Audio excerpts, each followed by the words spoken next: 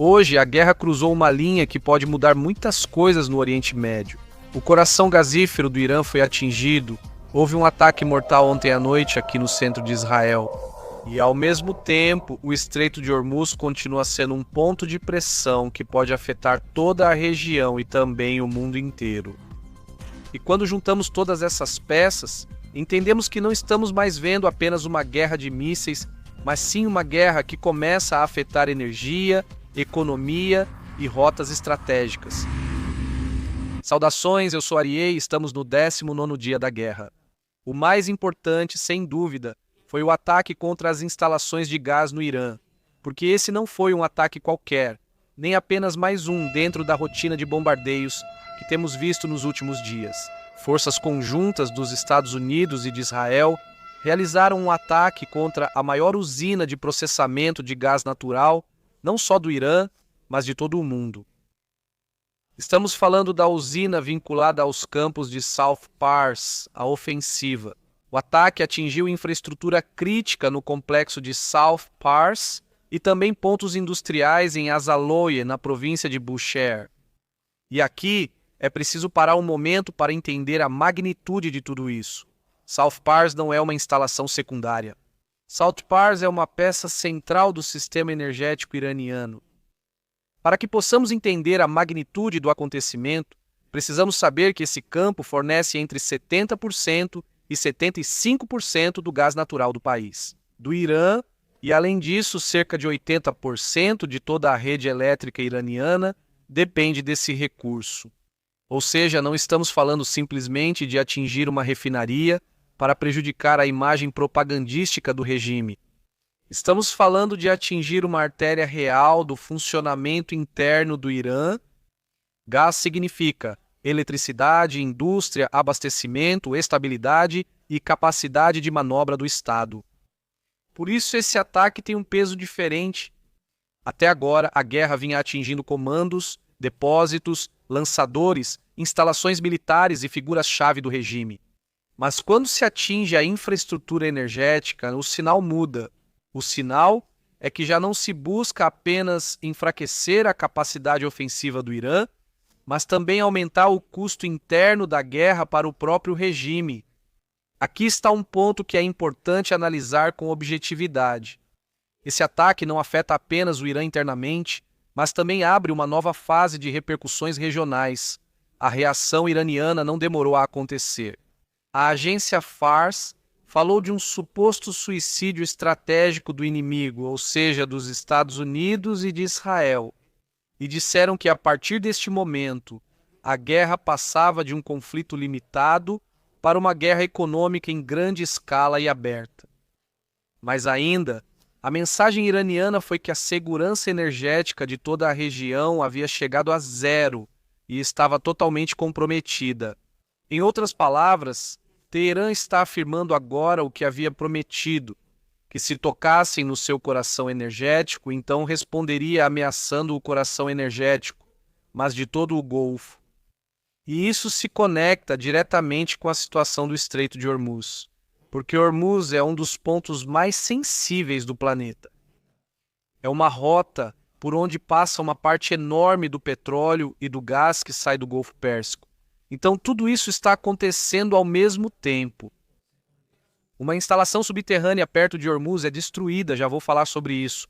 E além disso, o Irã começa a lançar advertências contra instalações energéticas na Arábia Saudita, nos Emirados Árabes e no Catar. Ou seja, o que está se desenhando é bastante claro. A guerra começa a se mover do campo militar puro para a pressão estratégica sobre a energia mundial.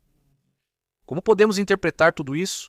Bem, o Irã entende que no campo militar direto está recebendo golpes muito duros e contundentes. E é por isso que tenta então transferir parte do custo para um terreno onde pode gerar medo internacional imediatamente, que é o energético. Porque se não conseguir impor dissuasão sobre Israel e os Estados Unidos pela via militar, tentará fazer isso aumentando o preço regional e global da guerra. Mas, ao mesmo tempo, essa jogada é muito perigosa para o próprio regime, porque ameaçar o fluxo energético do Golfo. pois não só coloca o Irã contra Israel ou contra Washington, mas também o coloca em tensão com países árabes, que não necessariamente querem ser arrastados para um incêndio regional dessa magnitude. E aí está a chave que muitos não levam em conta. Esse ataque ao gás não só prejudica o Irã, como também pode forçar definições incômodas em toda a região. Ao mesmo tempo, a Força Aérea eliminou 5 soldados do regime iraniano no oeste do Irã. De acordo com o relatório, eles foram identificados por meio de inteligência precisa. E em tempo real, enquanto operavam em uma instalação militar e depois foram atacados. Isso é mais uma demonstração de algo que já vem sendo observado há dias: a profundidade da penetração da inteligência e a rapidez com que Israel está transformando informação em ação operacional. Antes de começar, quero contar a história deste frasco que me surpreendeu e acho que vocês também deveriam conhecer. Este frasco guarda uma história inacreditável que era desconhecida até agora. Dentro dele, a terra do Monte do Templo, em Jerusalém, resgatada por arqueólogos depois que milhares de anos de história foram descartados como entulho. É a nossa oportunidade de impedir que a história desapareça. Comece o novo ano com uma conexão pessoal com Jerusalém. Clique no link na bio ou escaneie o código para aproveitar uma oferta especial. Paralelamente, Israel confirmou outro golpe importante contra a cúpula do regime: a eliminação de Ismael Katifi, o ministro da inteligência do Irã. Apesar de versões contraditórias iniciais, a eliminação foi confirmada. Por sua vez, o ministro da Defesa do Bahrein informou que o país foi alvo de 130 mísseis e 234 drones lançados do Irã desde o início da guerra. Esse dado é importante porque lembra algo que às vezes se perde quando a gente se concentra apenas no que acontece aqui, em Israel. Esta guerra tem um alcance regional muito amplo. Não é um confronto contido entre dois atores isolados. É uma confrontação que está sacudindo vários pontos do Golfo e que ameaça continuar expandindo seus efeitos. Se você olhar do ponto de vista estratégico, isso já apresenta características claras de uma guerra regional. E esse tipo de cenário, historicamente, tem sido considerado o prelúdio de crises que podem arrastar o mundo inteiro se não forem contidas. Contener. Agora, vamos para Israel. Ontem à noite foi mais uma noite muito difícil. Desde muito cedo, as forças de defesa de Israel haviam informado a população sobre um possível ataque conjunto contra Israel durante a noite. Compartilhei isso com vocês no vídeo de ontem. Bom, foi exatamente assim. Houve ataques conjuntos vindos do Irã, do Líbano e hoje também do Iêmen. O fato mais doloroso foi o ataque mortal em Ramat Gan. 2 pessoas idosas morreram. De acordo com os relatos conhecidos nesta manhã, eles foram atingidos por estilhaços após uma interceptação muito próxima ao abrigo, praticamente a poucos metros de conseguirem se salvar. Simplesmente não conseguiram chegar ao abrigo.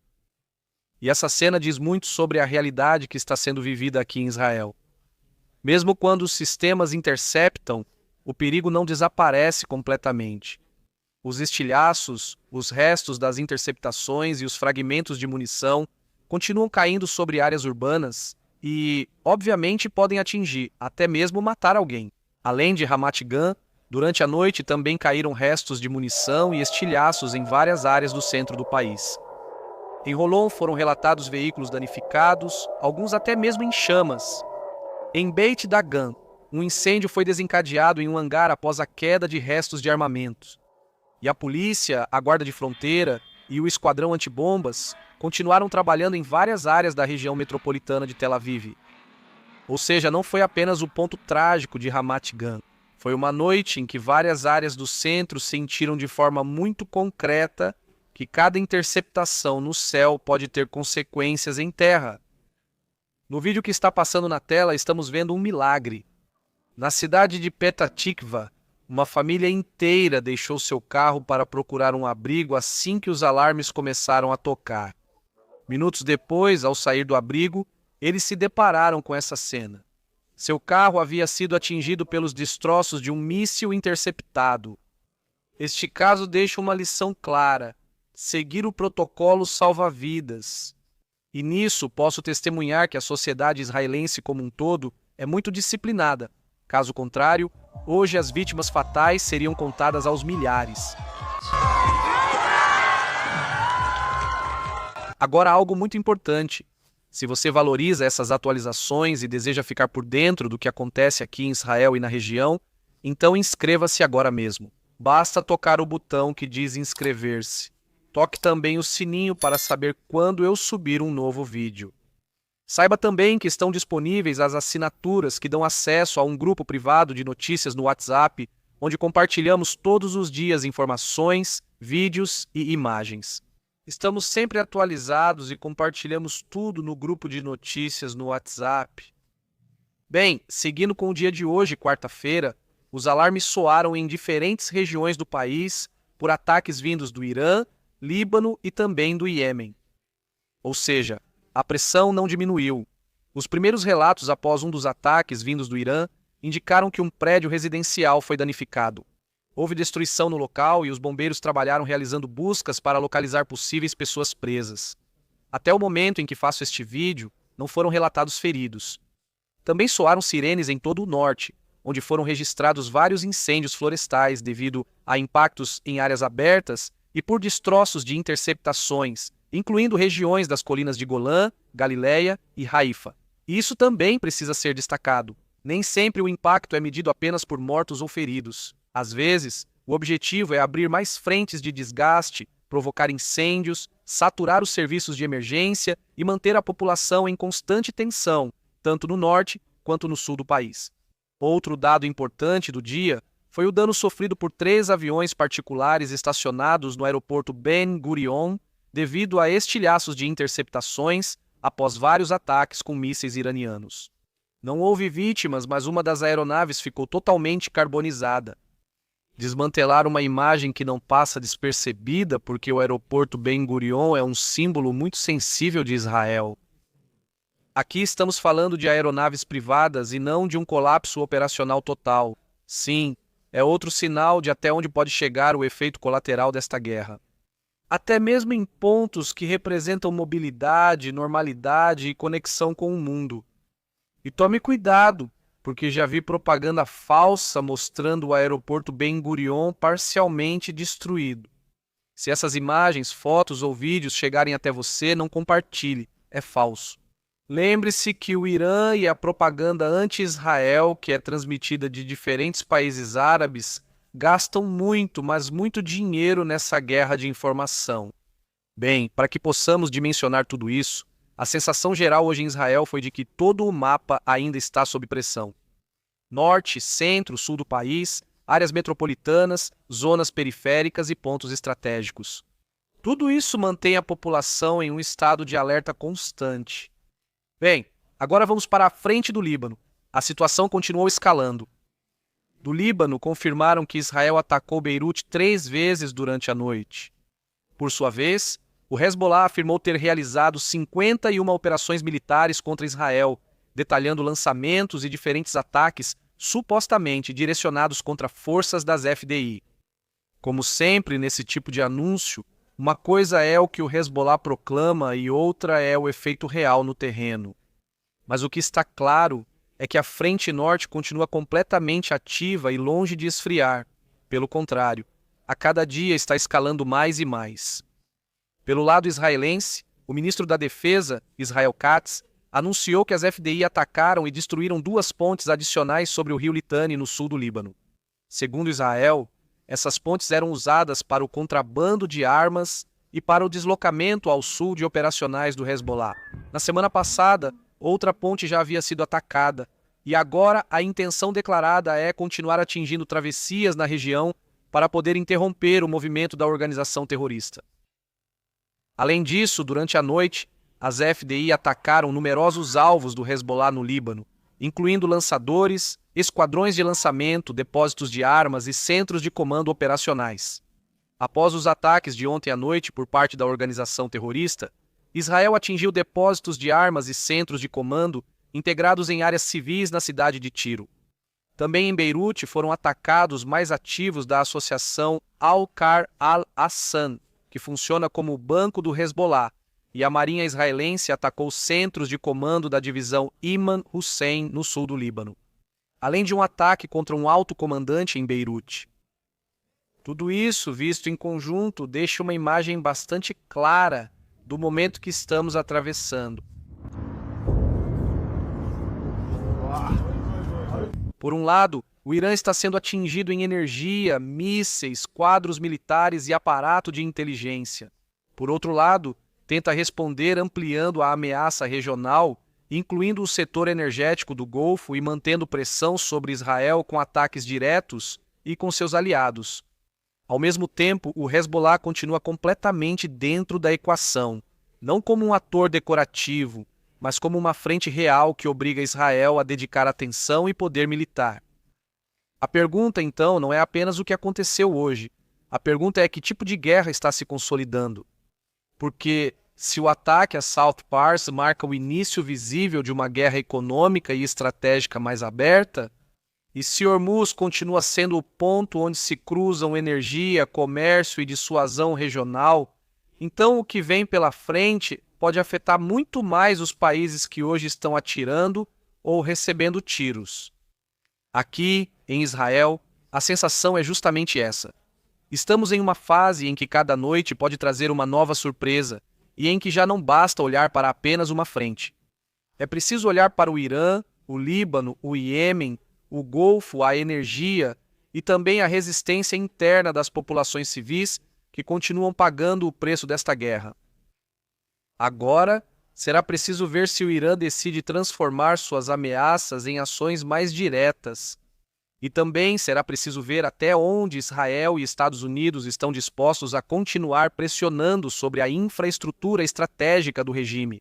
Porque, uma vez que certa linha é cruzada, voltar atrás não é simples.